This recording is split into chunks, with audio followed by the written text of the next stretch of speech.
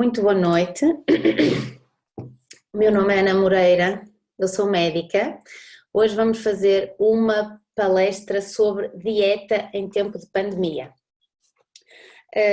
Já há algum tempo que me venho a dedicar a fazer palestras online, sempre com o objetivo, bem, online não, online é agora desde que estamos nesta crise, mas o objetivo das palestras quando são ao vivo é essencialmente para podermos dar informação o melhor possível, o mais científica possível dentro da área.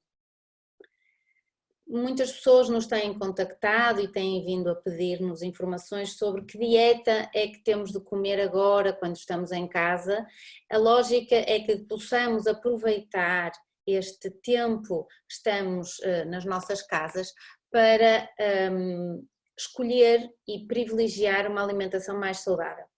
Todos sabemos que a vida está complicada no sentido em que temos que fazer trabalho, muitos estamos em teletrabalho, outros que se resolvem meter a fazer palestras como se tivessem pouco trabalho, mas a ideia é que com aquilo que temos e com as restrições que podemos vir a ter em termos de alimentação, possamos então ter uma alimentação o mais saudável possível. Bom, e então, o que é que eu tenho hoje aqui para vos contar em termos de dieta? A lógica é que nós possamos fazer a alimentação o mais saudável possível nas nossas casas. Porque é que eu me lembrei de falar da dieta? Essencialmente esta semana veio uma ideia de falar da dieta por causa de problemas de alimentação que tivemos aqui na vizinhança. Portanto, a partir do momento em que os vizinhos se começam a comer uns aos outros, nós entendemos que estamos com problemas em termos de dieta e aí veio a ideia de fazermos esta palestra. Bom, mas então, porque é que é tão importante nós falarmos de dieta? O que é que se passa para nós termos a necessidade de falar de dieta? A dieta é uma palavra grega que vem de diaita, portanto, que significa mais ou menos que nós somos aquilo que comemos. Quase todos sabemos esta frase é um clichê, fica muito bonita para compartilhar, mas na realidade depois esquecemos-nos que a base, eu dizia quase epigenética da relação entre a dieta e aquilo que nós somos, a nossa constituição proteica, hoje está mais que provada. Hipócrates, considerado, como sabem, o primeiro médico, o pai da medicina, fala então que o teu alimento, que o teu remédio seja o teu alimento e que o teu alimento seja o teu remédio. 2000 anos depois, isto não podia ser mais verdade, porque existem já uma série de estudos e de artigos científicos que realmente comprovam determinados pressupostos científicos. Por exemplo, este artigo de 2018 tem 1 ano e meio, porque é de dezembro de 2018, e indica que a dieta, aquilo que nós comemos, desregula várias vias, incluindo as vias chamadas citoquina, receptor da citoquina, sinalização das citoquinas e a fosforilação oxidativa. Estes nomes não vos dizem nada, não interessa nada, é só para provar que já existem artigos científicos que demonstram a alteração do nosso genoma com a nossa dieta. Este artigo, por exemplo, que é um bocadinho mais antigo, de 2012, indica que a dieta altera a expressão génica, nomeadamente no fígado e no intestino. Ora, é muitíssimo importante porque este artigo trouxe à tona que, por exemplo, dietas ricas em gordura alteram a regulação de marcadores moleculares do metabolismo xenobiótico que, por exemplo, expõem o cólon a agentes cancerígenos. E isto atua sinergicamente para aumentar o risco de cancro do cólon. Portanto, a comprovação da relação entre aquilo que nós comemos e uma doença tão complicada como o cancro vem já a ser provada desde pelo menos 2012. Então este artigo diz, é muito importante, porque diz que Foi um artigo feito na Europa, portanto foi publicado a nível europeu e portanto demonstra que existe uma variedade de microbioma. O microbioma é o conjunto da flora intestinal do indivíduo, portanto indica que existe um alto nível de variabilidade de microbiomas entre os indivíduos de 5 países que entraram no estudo e que o aumento da adesão àquilo que eles chamaram a Med Diet, que é a dieta mediterrânea, uma dieta mais ou menos como nós costumávamos estar habituados a fazer, embora agora a nossa dieta já quase que não é dieta mediterrânica, modula componentes específicos da microflora intestinal. Por exemplo, associados a uma redução no risco da inflamação, a melhorias da função cognitiva e a uma diminuição daquilo que se chama o status inflamatório. Ou seja, o status inflamatório é o nível de inflamação global do meu corpo. Diminui, portanto, marcadores inflamatórios, incluindo a proteína C reativa e a interleucina 17. Estes são dois marcadores que nós conseguimos medir no sangue, foi assim que foi feito o estudo, e que, portanto, demonstra que quando fazemos uma dieta anti-inflamatória, que é o que nós podemos chamar modernamente a dieta mediterrânica, diminuímos, portanto, estes marcadores no nosso sangue. Isto é muito importante quando, por exemplo, estamos numa crise epidemiológica com um vírus em que nós sabemos que temos que melhorar o nosso sistema imunológico, melhorar a nossa inflamação para estarmos supostamente mais protegidos. É por isso que é muito importante a adesão a uma dieta anti-inflamatória e o mais metabólica possível. Este estudo também demonstra que a saúde é mantida através da dieta, independentemente de outros fatores de confusão que poderiam ser tidos em conta, nomeadamente a idade das pessoas, o índice de massa corporal e o sexo. O sexo em relação ao masculino e feminino pela questão da inflamação, por exemplo, da inflamação cardiovascular, como sabem, as mulheres têm alguma proteção até à menopausa. E depois que a resposta de um indivíduo à dieta pode ser mediada pela mudança na flora intestinal. Aqui está o artigo para depois quem quiser ver. Então, a lógica é que nem que nós comêssemos todo este caminhão de laranjas, que presumo que estas laranjas sejam do Algarve, nem que nós comêssemos todo este caminhão, nós não iríamos ter a quantidade de vitamina que nós precisávamos. E porquê? Porque os solos estão empobrecidos, porque as colheitas são excessivas, porque existe uma coisa que se chama poluição ambiental e porque se usam pesticidas, fungicidas, herbicidas na agricultura. E nós estamos a viver numa sociedade da pressa e por isso talvez tenha vindo esta pandemia para nos voltar a colocar minimamente em casa, não digo com menos pressa, mas pelo menos estamos em casa. E como nós vivemos nesta sociedade de corrida, então nós compramos refeições congeladas, nós não temos tempo para comer sentados, por exemplo, e não temos tempo para estar a cozinhar, literalmente falando, como se planeava antigamente, as pessoas juntavam-se para cozinhar. Então a lógica do que eu vos quero contar hoje é mais ou menos isto. Nós devemos nos alimentar o mais adequadamente possível e podemos aproveitar este isolamento social para nos alimentarmos e para aprendermos a alimentar-nos o melhor possível. Sendo que a definição de uma alimentação saudável é aquela que inclui no seu teor alimentos naturais, alimentos que não contenham ingredientes artificiais e passam por um processamento mínimo.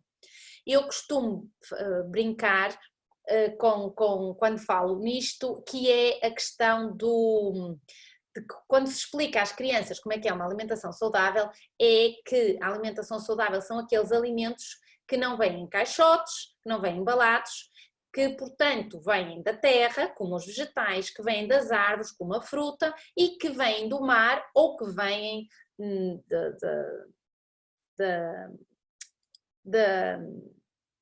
dos animais, digamos assim.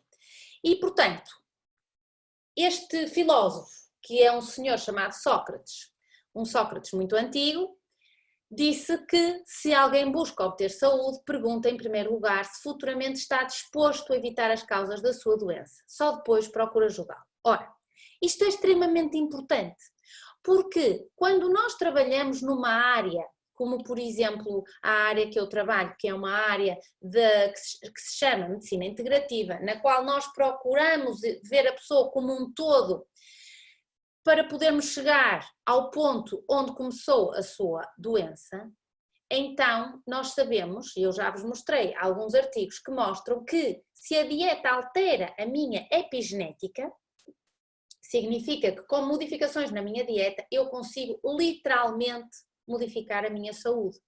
E portanto, quando se perguntam porque é que vos dói as costas, porque é que vos dói uma articulação, porque é que vos dói a barriga, porque é que têm a barriga inchada, porque é que estão preguiçosos, porque é que estão foggy, quando não conseguem pensar adequadamente, porque é que vos custa a levantar, porque é que vos custa a adormecer, porque é que não têm apetite sexual, porque é que o cabelo está baço, porque é que a pele está fraca.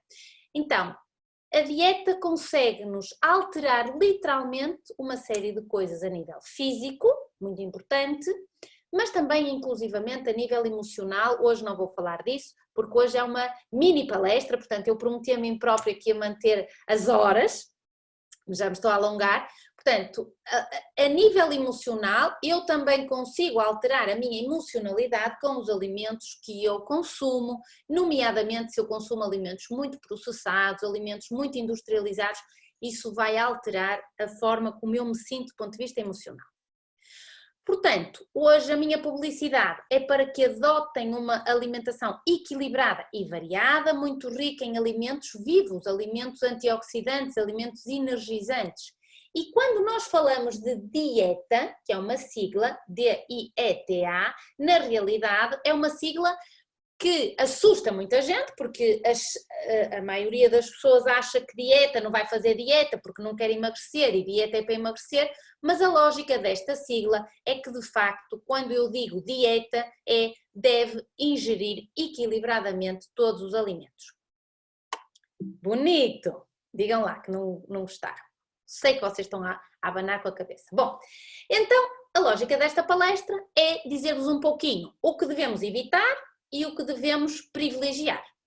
Então, vamos começar por um alimento. Bem, antes de mais, dizer-vos que tudo aquilo que eu vou dizer a seguir é uma opinião pessoal e resulta do que eu estudei, da minha experiência clínica, obviamente de sítios por onde percorri do ponto de vista profissionais. Isso não significa que não vá ferir algumas suscetibilidades, mas como sempre, não se acreditem em nada do que eu digo, estudem e depois tirem as suas próprias conclusões. O primeiro alimento que vamos falar e que eu acho que devemos evitar a todo custo, isto porque tento que não usar a palavra não, portanto aqui não vou dizer não comam, não bebam, mas sim vamos evitar, só que é um evitar a 100%. É o leite, os laticínios. A nova pirâmide alimentar, que saiu há cerca de uns 3 anos mais ou menos, já refere que os laticínios que os devemos comer ou beber 1 a 2 vezes por dia. Eu digo que nunca devemos beber leite de vaca, que nunca devemos beber queijo ou natas ou leite condensado ou iogurtes. Inclusivamente aqueles que dizem que são sem lactose. O leite de vaca hoje em dia é um alimento que é processado.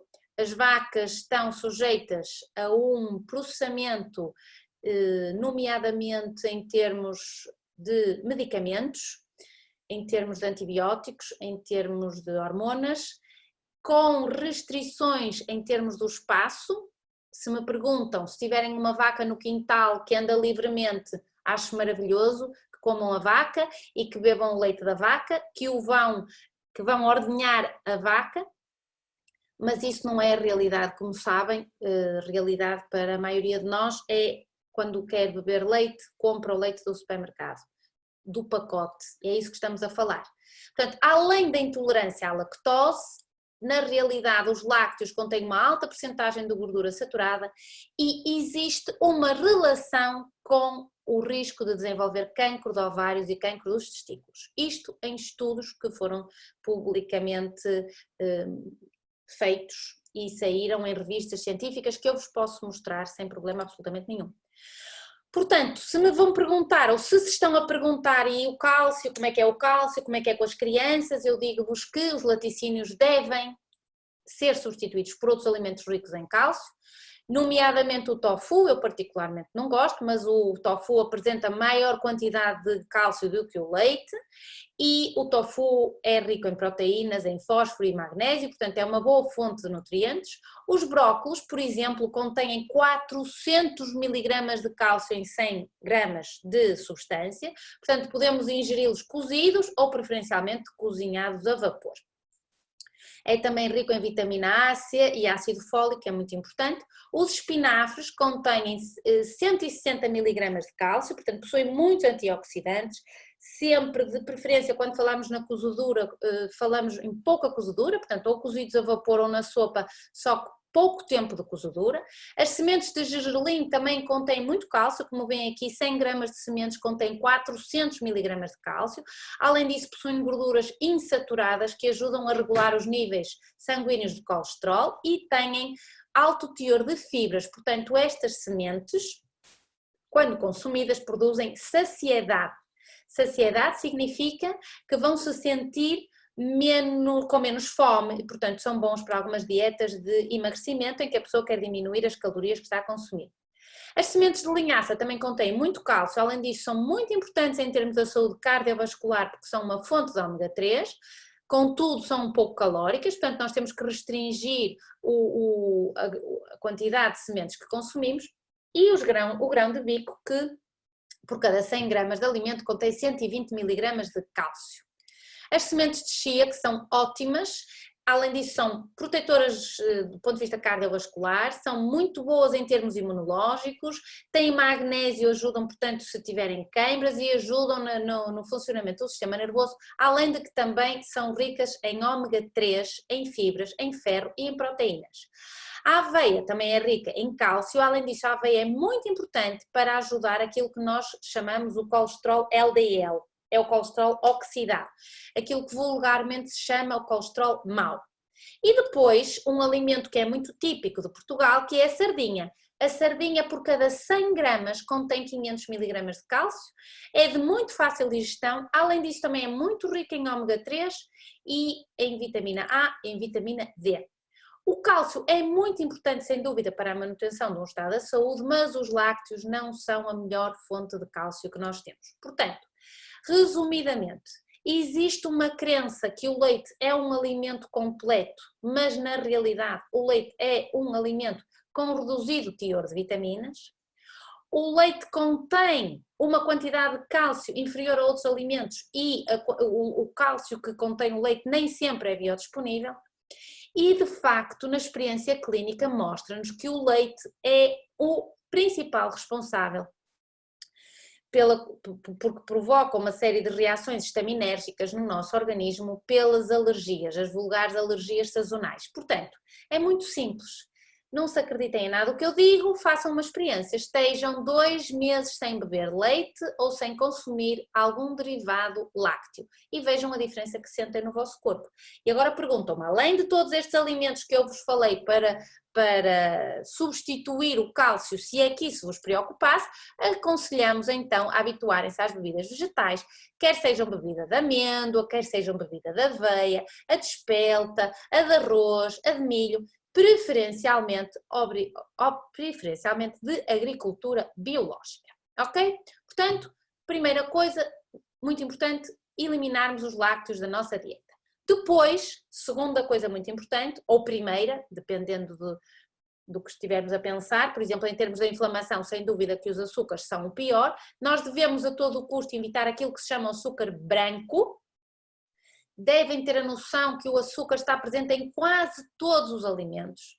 Obviamente que estes alimentos como bolachas, cereais, donuts, queques, refrigerantes, chocolates, gomas, estes é fácil vocês identificarem que têm uma altíssima percentagem de açúcar. todos estes alimentos devem ser evitados. Vejam, por exemplo, aqui, eu tentei disfarçar aqui esta bebida que é muito relacionada com o Pai Natal, tem uma tirinha vermelha. Vejam a quantidade de açúcar que tem numa garrafinha. Estas gomazitas, vejam a quantidade de açúcar que tem. Umas bolachas de chocolate, 4 bolachas de chocolate, vejam a quantidade de açúcar que tem. Portanto, o que é que eu quero dizer com isto? O açúcar vicia, porque o açúcar estimula a produção de uma hormona que se chama dopamina, e esta dopamina é aquela hormona que nós nos sentimos bem, sentimos prazer, sentimos bem-estar, sentimos satisfação, e portanto, quando nós comemos açúcar, vai-nos aumentar o pico desta hormona, quase como aquilo que eu falei no outro dia, se bem se lembram, uma palestra muito boa sobre sexualidade, que também aumenta a dopamina, uma relação sexual, portanto, em vez de comer açúcar, já sabem o que é que vocês têm que comer. Então, o açúcar vicia, e o açúcar vicia exatamente porque nos produz esta hormona, além de que o açúcar, por exemplo, nas crianças, prejudica a memória, dificulta a aprendizagem. O açúcar está muito relacionado com a hiperatividade infantil, portanto, agora que estão fechados em casa, que se queixam que os vossos filhos são os macaquinhos, são os orangotangos, não param quietos, parem de lhes dar açúcar. Parem de lhes dar açúcar e vão ver a diferença comportamental de 7 a 10 dias, eu aposto com quem quiser a alteração da diferença comportamental. Além disso, obviamente, o açúcar tem calorias vazias, quer dizer, não tem vitaminas, não tem sais minerais, não aporta nada nutricionalmente falando de bom para o corpo. Muito importante, assim, do ponto de vista teórico, do ponto de vista científico, o açúcar provoca uma coisa que se chama inflamação celular. O açúcar diminui a eficácia dos leucócitos, ou seja, nesta altura que todos estamos completamente histéricos, porque estamos preocupados com o vírus, se vamos apanhar um vírus, se não vamos, então deixem de comer açúcar. Porque se o açúcar diminui a eficácia dos leucócitos, então significa que quando comem açúcar, imunologicamente estão imunodeprimidos e por isso, se por acaso andar um bichinho aí pelo ar, com certeza que o vão reagir mais rapidamente. O açúcar também provoca uma alteração da nossa flora intestinal, chamada disbiose intestinal. Vocês veem aqui esta figurinha, em que temos do lado de cima da figura uns bichinhos, que supostamente aqui estão as bactérias do intestino. Vemos umas casinhas, estas casinhas são as células do nosso intestino, e o açúcar provoca duas coisas, portanto, a alteração do tubo intestinal dos bichinhos que moram aí no intestino e provocam que entre uma célula e outra, de facto, exista, as células abrem. Isso é uma coisa que se chama hiperpermeabilidade intestinal. Isso faz com que quando nós comemos alimentos que supostamente não nos fariam mal, passem rapidamente para a corrente sanguínea e, portanto, causem inflamação celular. Portanto, aqui é uma foto do intestino, esta é uma foto de microscopia eletrónica do nosso intestino e dos bichinhos do nosso intestino. Portanto, resumindo, o açúcar provoca cáries, mas isso todos sabem, mas ninguém liga nenhuma a isso, porque vamos ao dentista, tapa-se o buraquinho e passou. O açúcar provoca obesidade, nunca houve tanta obesidade infantil como agora. O açúcar provoca diabetes, mas também ninguém está preocupado com isso, porque toma uma pastilha e siga, continuam a comer o que querem. O açúcar aumenta o colesterol, portanto, aquelas pessoas que estão indignadas, que não comem gorduras e não percebem porque é que o colesterol aumenta, esta é uma das causas, a outra chama-se stress. Não sei se conhecem, é uma coisa que parece que todos temos, mas de facto o colesterol elevado, uma das causas, e que é silenciosa, é o stress. Outra doença que o açúcar provoca chama-se, em termos assim do povo, gordura no fígado, é quando os pacientes dizem que têm o fígado gordo, e por isso é muito aconselhável que deixem de comer açúcar se têm esta substância. O açúcar também provoca gastrite no estômago, quando as pessoas se queixam de dor de estômago, e diversos tipos de cancro, nomeadamente cancros nos testículos e cancro de mama. Portanto, isto é uma coisa muito séria. obstipação, ou seja, dificuldade de evacuar, provocada pelo açúcar, tal como vos disse, por causa da alteração da flora intestinal, e outras doenças inflamatórias, como por exemplo a gota, eventualmente tromboses, nomeadamente a nível cerebral. O acne dos adolescentes é muito fácil de tratar quando diminuímos a quantidade de açúcar e já falamos na hiperatividade infantil. Portanto, o que é que podemos comer em substituição do açúcar? Em termos das bolachas propriamente ditas e das gomas, não existe substituto, é zero, é não comer, pura e simplesmente não comer. Em termos de querermos fazer alguma coisa na nossa casa, então sim, podemos usar açúcar mascavado, podemos usar mel, que estes sim contêm vitaminas e minerais e têm menos produtos químicos provenientes do branqueamento. E adoçantes artificiais não sou a favor, são substâncias de baixo valor energético, provocam um sabor adocicado, só que também está provado que são nocivos para a saúde, nomeadamente alguns adoçantes estão relacionados com o aparecimento de alguns tipos de cancro. Portanto, já falamos nos lácteos, já falamos no açúcar branco, agora vamos falar nas farinhas brancas.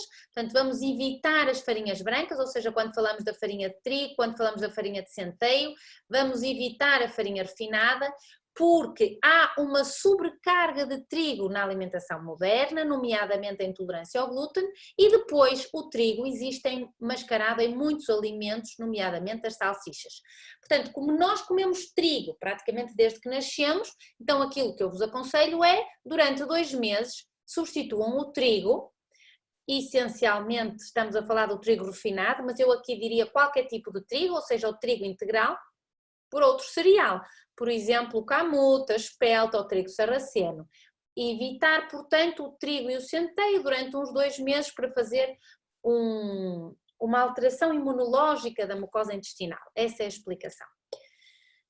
Por quarto, temos a ingestão de carne, portanto, nós devemos dar preferência às carnes brancas, frango e peru, de agricultura orgânicas, portanto, biológicas. Não estamos a falar de frango de aviário, não estamos a falar de carne processada industrialmente em aviário, e devemos evitar a vaca, o porco e o cabrito. Já sei que Páscoa é Páscoa, querem comer cabrito, comam um cabrito, mas no nosso dia-a-dia devemos, portanto, privilegiar o frango e o peru, o coelho eventualmente também, a codorniz. A carne que eu mando ou aconselho é a carne de porco completamente a excluir da alimentação e a carne de vaca a reduzir ao máximo e sempre uma carne orgânica. Quando falamos então na diminuição da ingestão de carnes vermelhas, dizemos que carnes processadas e fumadas são completamente proibidas, portanto tudo o que seja chouriço, mortadela, fiambre, presunto, salsichas, está completamente proibido, além de todo o processamento tem a ver com a captura e a forma como os animais são tratados. Lembrem-se, os animais, quando vão para o matadouro, sentem que vão morrer e, portanto, têm aumento do cortisol nos seus tecidos e depois esta molécula, que é uma molécula de stress, que é uma molécula inflamatória, nós também a vamos comer. E toda a forma como hoje os animais são colocados em estruturas que permitem de facto que cresçam rapidamente, isto vai alterar a qualidade dessa carne e, portanto, quando nós comemos também estamos a consumir esta alteração que se faz a nível proteico. Animais de caça também penso que devemos evitar, porque estes animais, quando são caçados, realmente contêm uma molécula na sua carne que se chama histamina, que agrava as alergias e, como eu já falei, é um problema quando as crianças têm, por exemplo, hiperatividade. O marisco também deve ser evitado, além de que agora, como é caro, portanto ninguém vai comer marisco, mas o marisco contém metais pesados e os metais pesados estão muito relacionados com algumas doenças, nomeadamente do foro mental, portanto doenças neurológicas, e também contém histamina, portanto quem tem alergias deve evitar estes alimentos que eu acabei de referir. Portanto, de uma forma geral, vamos então evitar os alimentos processados, evitar as gorduras saturadas, tudo o que seja comida fast food, tudo o que sejam fritos. O fast food é 0 por 0 por 0, porque já sei que nunca fazem o que eu digo, portanto vão comer 2 vezes no ano, mas este 2 vezes no ano é mesmo 2 vezes no ano.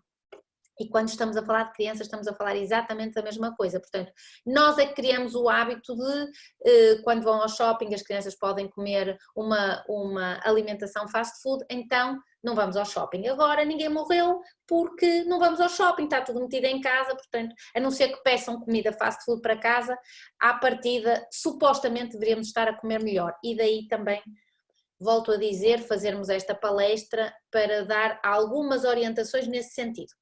E então, até agora foi os nãos, portanto, o que é que devemos evitar? Agora é os sims. O que é que vamos melhorar na nossa alimentação? Portanto, vamos dar preferência a alimentos orgânicos, biológicos. Por favor, se estão em casa a pensar, ai, mas são muito caros e agora não temos dinheiro e agora vem a crise, eu vou-vos dizer uma coisa.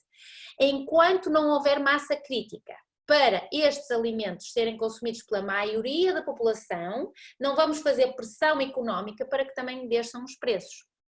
Portanto, agora é o momento, em vez de comprarem 6 cenouras, compram 2 biológicas, porque a alteração que vai fazer ao vosso organismo uma alimentação biológica em termos de saúde vai-vos evitar que comprem medicamentos e que fiquem doentes e, portanto, produzem mais. Portanto, é mais barato, ok? Os alimentos provenientes de uma agricultura biológica são cultivados então sem adubos, fosfatados ou pesticidas. Também a seguir vem a crítica. Ai, mas como é que temos a garantia? Porque depois aparece uma notícia que afinal a agricultura biológica e o vizinho... Meus amigos, nós temos que acreditar em alguma coisa, cada um acredita no que quer. Volto-vos a dizer, esforcem-se por comprar alimentação biológica, alimentação orgânica.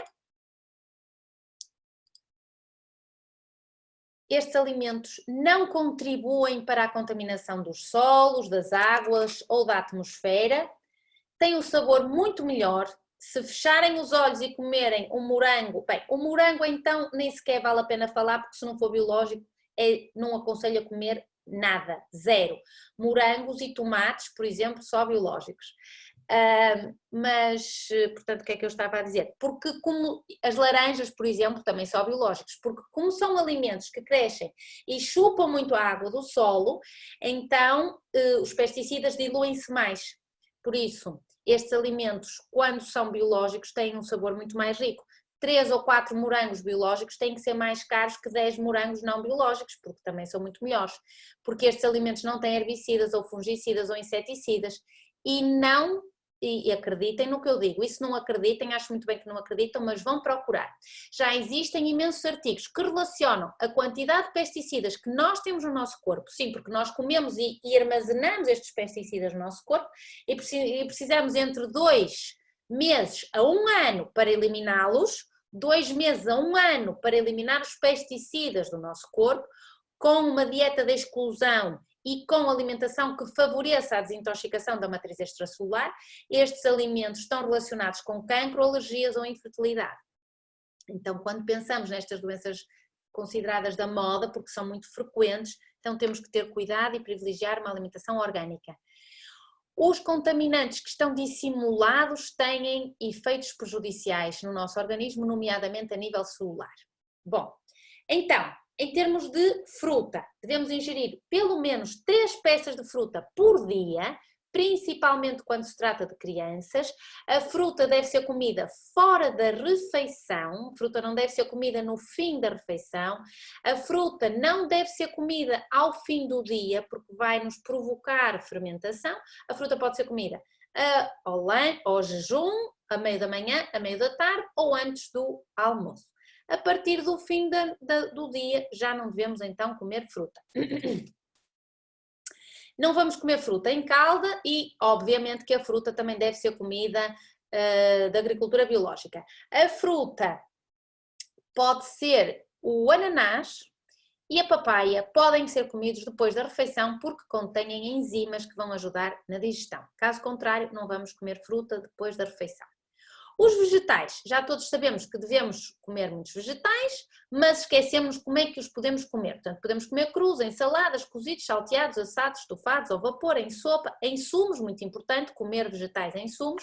Devemos ingerir as chamadas brássicas, brócolis, repolho, couve-flor, nabo, rabanete, agrião e rúcula. Devemos ingerir leguminosas, nomeadamente o feijão, que deve ser sempre demolhado durante 24 horas antes de ser consumido, o grão de bico, a ervilha, as lentilhas, as favas e os tremoços. São bons alimentos para nós consumirmos. Por favor, comprem estes alimentos secos, não em lata. São fontes de proteína vegetal e têm um alto conteúdo em fibra, portanto promovem a flora intestinal saudável. Em termos de proteínas vegetais, quando dizemos para diminuir o consumo de carne, então não estou a fazer um apelo para que se tornem vegetarianos, mas devemos aumentar o consumo de proteínas vegetais, nomeadamente, como eu já acabei de dizer, nas lentilhas, nos feijões e nas ervilhas, a batata, o milho, as castanhas são uma boa fonte de proteínas vegetais, o abacate, os brotos e os germinados, eu gosto muito de fazer os meus germinados. Os germinados contêm cerca de 300 vezes mais vitaminas do que o alimento em si, por exemplo, o germinarem então feijão, germinarem as lentilhas, são fantásticos. Um germinador é muito barato e vale a pena, além disso as crianças é muito interessante que elas vejam o alimento a germinar. E depois pode ser comida em cru ou na sopa, como gostarem. O milê, a aveia, a cevada e a espelta são grãos de cereais, a quinoa e o amaranto também são proteínas vegetais. O grão de bico é uma fonte de proteína muito importante, além de ser uma fonte de fibra muito interessante. E porquê é que isto está aqui? Porque nós podemos comer, por exemplo, uma posta de bacalhau e fazer um puré de grão de bico, por exemplo. São formas diferentes de cozinhar. O tomate só deve ser comido biológico, especialmente no verão, cru só pode ser comido no verão. O tomate é um alimento que arrefece o nosso corpo. Então, quando querem, o tomate é muito importante também para os homens. O tomate tem uma substância que se chama licopeno, que é um anticancerígeno em termos de cancro da próstata, dá uma certa proteção, mas o licopeno só é absorvido quando o tomate é cozinhado. Então, o que é que eu aconselho? A cozerem os tomates ao vapor, ok? Tomates biológicos e depois deixam-nos arrefecer, metem os tomates no frigorífico e os tomates vão ficar à temperatura ambiente e estão prontos a ser consumidos em salada. Crus podem ser comidos no verão, mas para terem licopeno têm que os cozinhar. Podem cozinhar como eu vos disse, ou então fazer um estofado com o tomate, por exemplo. O cálcio, também já falamos do cálcio. As oleaginosas são muito importantes, porque são uma fonte de ácidos gordos essenciais. Os germinados também já falei, têm um aspecto maravilhoso. Em termos de cozinhar os alimentos, devemos privilegiar cozinhar os alimentos a vapor. Uma das coisas que eu aconselho sempre é comprarem uma destas panelinhas a vapor que tem 3 andares. Podem cozinhar mais do que uma coisa, mas também podemos comer grelhados, estofados e salteados. Devemos evitar os assados por causa da cozedura e da temperatura a que é sujeito o azeite e devemos eliminar os fritos. Isto, esporadicamente, obviamente, podem comer, mas estamos a falar do dia a dia. O micro-ondas, lamento imenso o que vos vou dizer, mas o micro-ondas é um meio que não devemos utilizar para cozinhar, nem para aquecer a comida. Portanto, se tem micro-ondas, nem sequer serve para darem à sogra, no caso de não gostarem da sogra. O pão, agora temos tempo, podemos fazer pão em casa, devemos dar preferência aos cereais integrais, como eu já disse. Temos aqui, por exemplo, uma figura de pão integral com figos e com nozes, portanto em que privilegiamos a farinha de espelta, de camute, de trigo sarraceno. Nunca ouviram falar nestas farinhas? Vão ao Google, farinha de espelta, farinha de camute, farinha de trigo sarraceno. É fácil fazer o pão, a mim só me custou 52 vezes fazer até acertar na receita. No meu site tem uma receita maravilhosa de pão de camute e pão de espelta que podem copiar as vezes que quiserem. Devemos nos habituar também a incorporar frutos secos nestas receitas. Este pão, por exemplo, é pão de batata doce e courgette. Lembrem-se que também podem aromatizar o pão com ervas frescas, como por exemplo alecrim ou rosmaninho, fica um sabor completamente diferente, e colocar sementes. Sementes de linhaças, sementes de chia, sementes de papoila, sementes de abóbora. Aqui, por exemplo, é pão de grão de bico e de sementes. Em termos das gorduras, devemos utilizar o azeite virgem de primeira pressão a frio, portanto não devemos usar nem óleos nem margarinas, e devemos também privilegiar outro tipo de óleos, como por exemplo óleo de colza, óleo de noz e óleo de linhaça. Relembrem-se que as gorduras insaturadas, que são estas que eu acabei de dizer, são muito benéficas para a saúde porque fornecem estes ácidos gordos essenciais que contribuem para um bom funcionamento, essencialmente de uma coisa que se chama mona. Portanto, azeite, amêndoas, nozes, amendoins, avelã, o salmão, salmão selvagem de mar e o abacate realmente ajudam, tanto no combate às infecções, nomeadamente víricas, pela proteção imunológica que dão, como pela proteção cardiovascular. As ervas aromáticas, devemos nos habituar a utilizar ervas aromáticas na nossa alimentação, com isto conseguimos diminuir a quantidade de sal e em termos do sal, devemos usar sal marinho ou flor de sal, que é o que contém todos os 84 oligoelementos e micronutrientes encontrados no mar e queiram saber a curiosidade, o nosso sanguezinho, pelos vistos, também tem 84 elementos, portanto, aparentemente nós somos marinhos. Deixo-vos aqui para pensar. O sal dos Himalaias, eu pessoalmente gosto muito do sal dos Himalaias, é um sal muito puro e salga muito bem a comida. Falar um pouquinho de mel e do açúcar de cana, já falamos. Sumos de fruta proibidos também já falamos. Aumentar a quantidade de peixe do mar, ou seja, atum, truta, arenque, cavala, peixe-espada, enguia, carapau e sardinhas são peixes que nós devemos comer, de preferência peixes mais pequenos para terem menos metais pesados. Podem também comer o robalo, lá está, um robalo mais pequeno, ou seja, uma família de 4 pessoas ou de 5 pessoas, em vez de comprar um peixe maior, vai comprar 2 mais pequenos. A dourada de mar também é um bom alimento, o bacalhau sempre, claro, não podia faltar na nossa cozinha portuguesa. E, portanto, devemos evitar os peixes de viveiro e diminuir o consumo de enlatados. Se quiserem comprar enlatados, devem comprar enlatados ao natural, por exemplo, atum ao natural e não atum em óleo. Dar-vos agora só umas dicas em termos do que se... Eu disse que ia demorar pouco, mas pronto.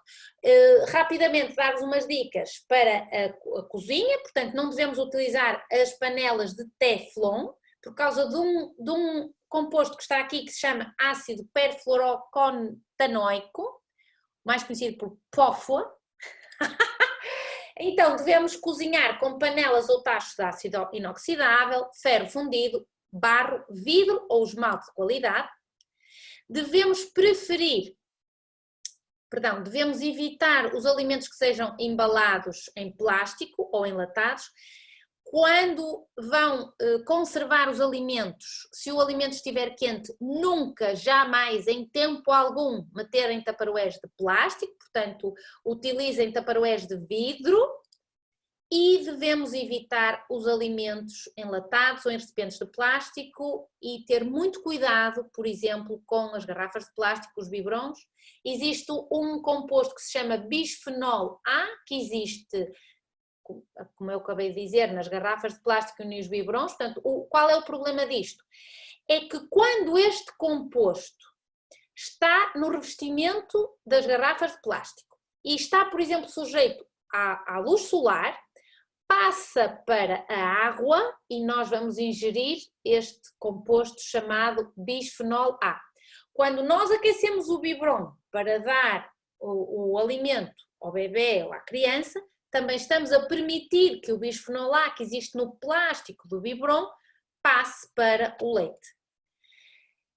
O bisfenol A é um medicamento, é um composto que imita as funções dos estrogénios, por isso pode dar cancro da mama, cancro da próstata, diabetes, diminuição da fertilidade, disfunção sexual, doenças cardíacas e, muito importante, que é um problema que estamos a ver na nossa sociedade e que se chama puberdade precoce.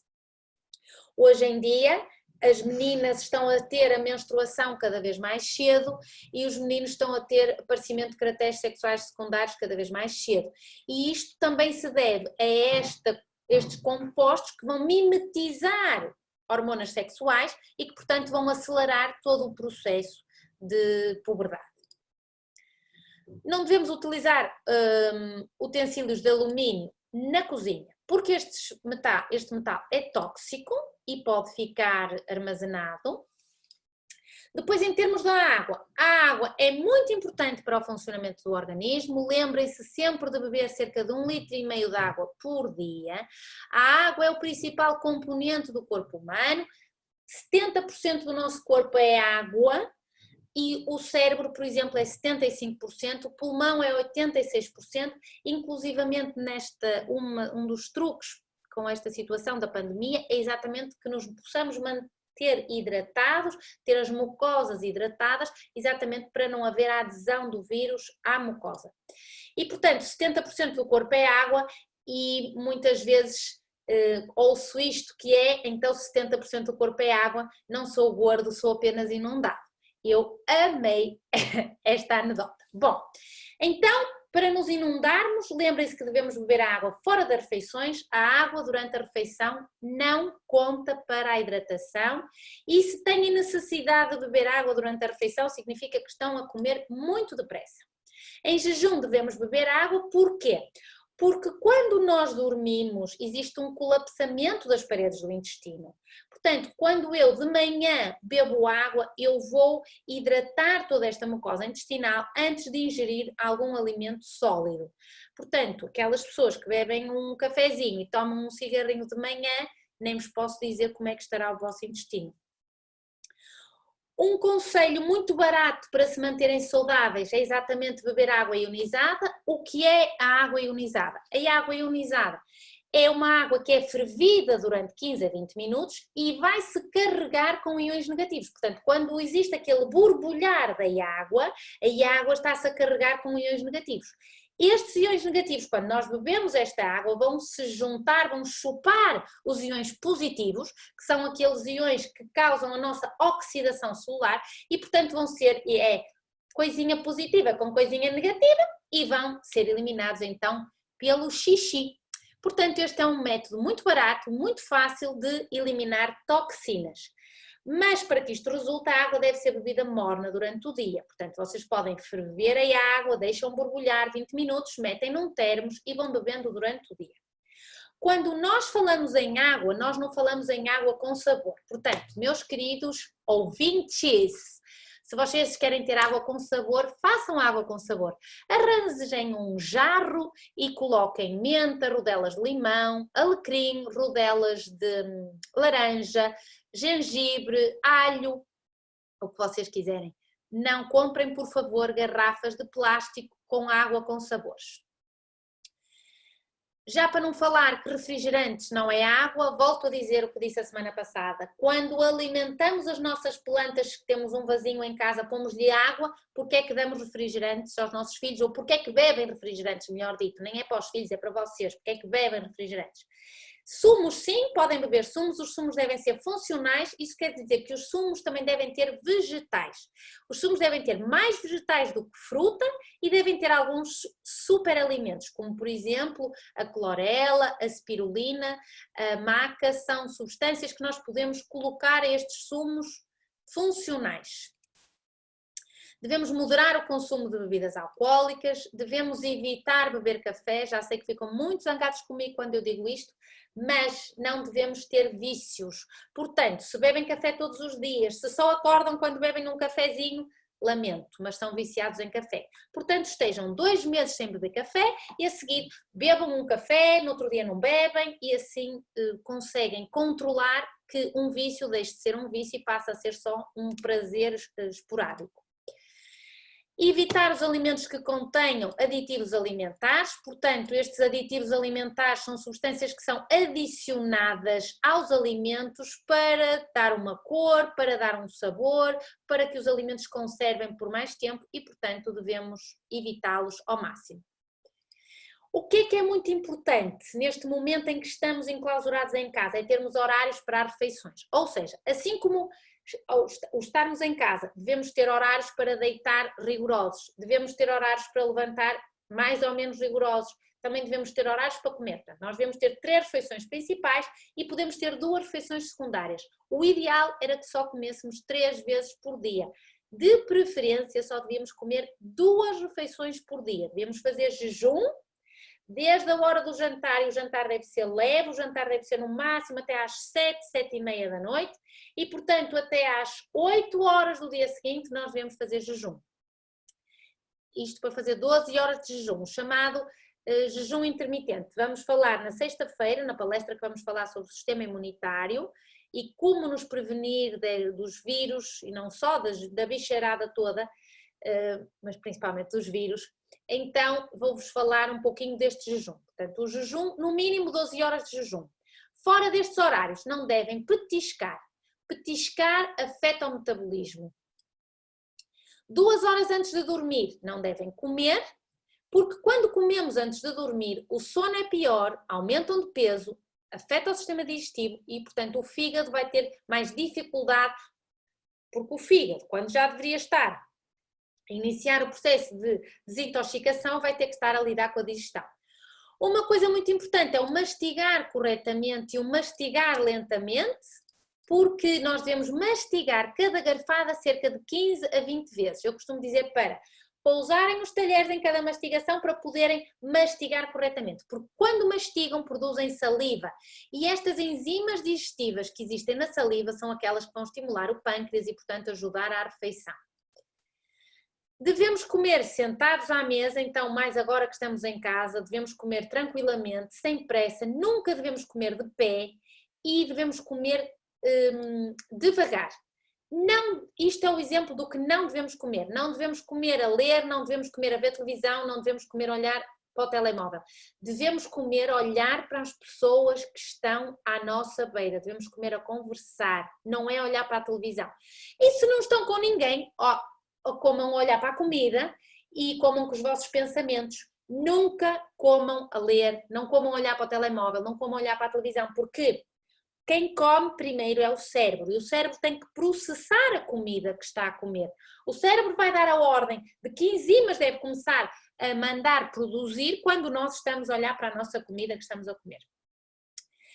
Não devemos beber à refeição, portanto a água é o mínimo possível, habituem-se a não beber à refeição, nós devemos é beber entre as refeições, podemos beber um chá no fim da refeição ou um chá durante a refeição.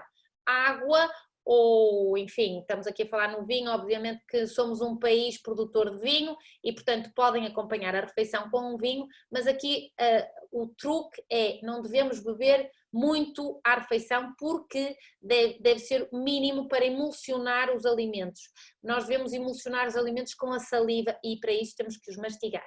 Nunca devemos comer zangados e muito menos o tempo que estamos à mesa serve para dar ralhetes ou para ralhar com as crianças, ou com os maridos, meninas.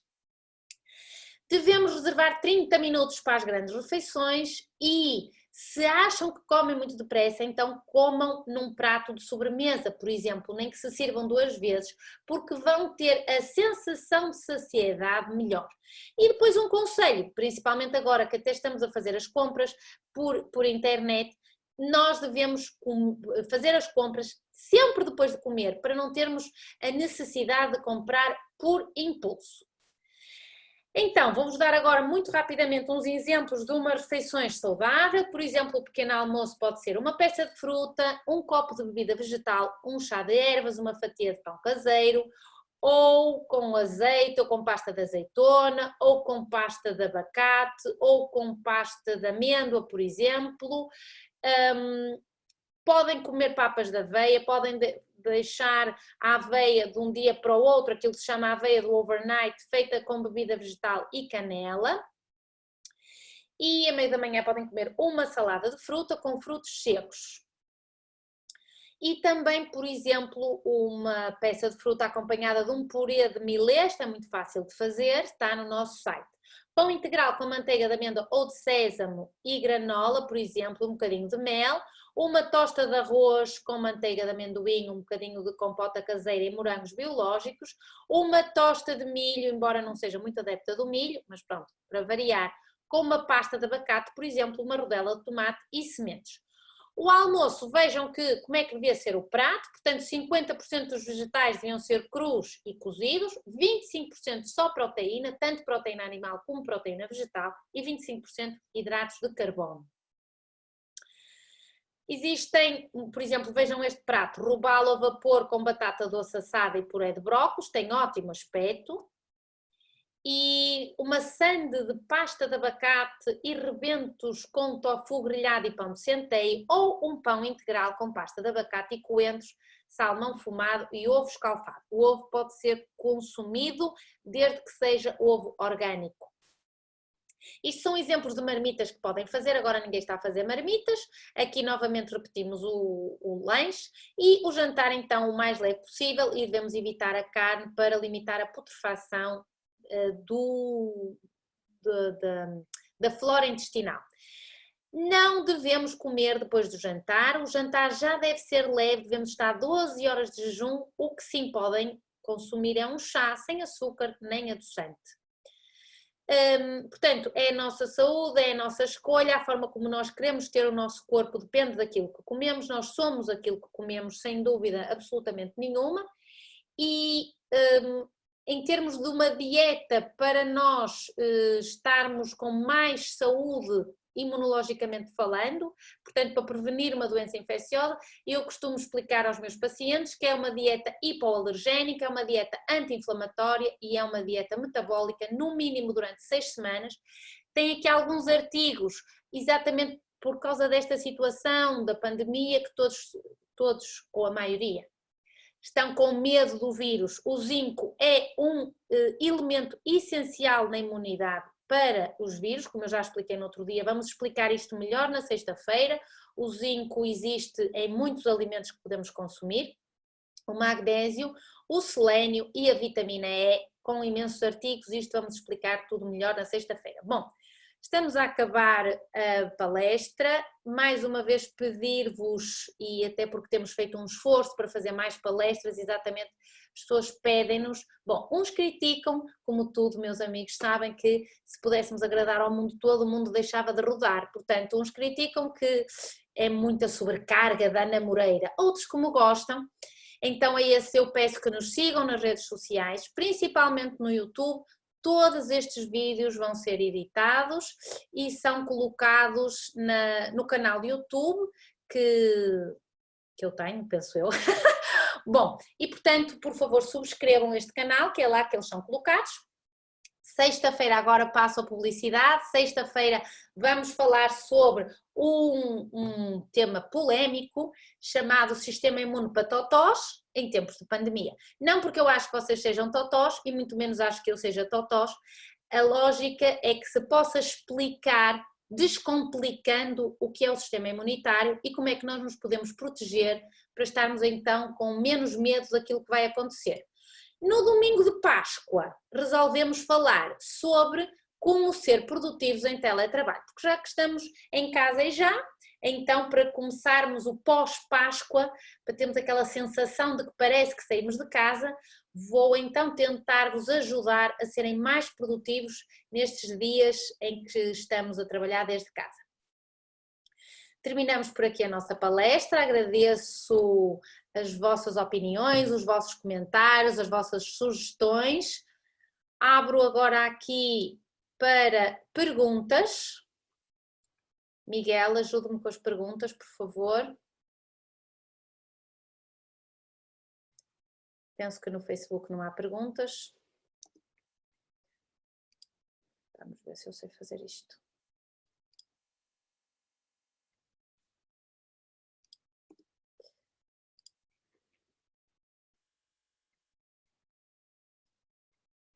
Bom, não temos perguntas. Meus queridos amigos, até à próxima. Foi um prazer estar com vocês.